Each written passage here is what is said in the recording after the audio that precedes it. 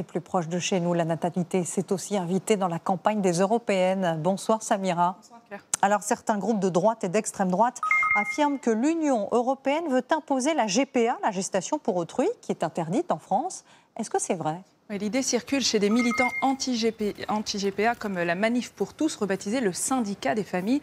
D'après eux, l'Europe impose sournoisement la GPA aux États membres. La droite et l'extrême droite, vous l'avez dit, relayent. Marion Maréchal parle d'un texte qui légalisera la GPA par la méthode insidieuse du petit pas. Alors d'abord, précisons qu'il n'existe aucun texte européen pour légaliser la GPA. Ce n'est pas du ressort de l'Union européenne, c'est aux États de décider. Mais les militants dont on vient de parler s'appuient sur cette proposition de loi. Elle cherche à harmoniser les droits de filiation des enfants au sein de l'Union, quel que soit le type de famille dont ils sont issus. Les enfants nés d'une GPA sont eux aussi mentionnés. L'Union ne veut pas les discriminer.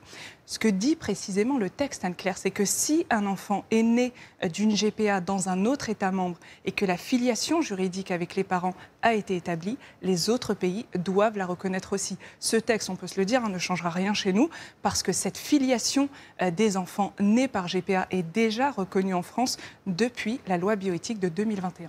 Mais est-ce que cette loi pourrait indirectement, à terme, réussir à légaliser la GPA et à l'imposer ?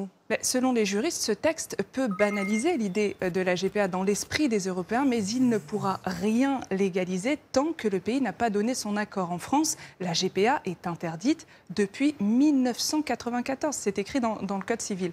Et Emmanuel Macron a rappelé dernièrement qu'il n'y est toujours pas favorable. Alors dans les autres pays, regardez cette carte, la GPA continue de diviser. Il y a ceux qui l'interdisent, comme nous, mais aussi les Allemands, ceux qui l'autorisent, comme la Grèce par exemple, et puis à ceux qui la tolèrent sans passer par une loi, comme nos voisins belges. Merci beaucoup Samira pour ces précisions.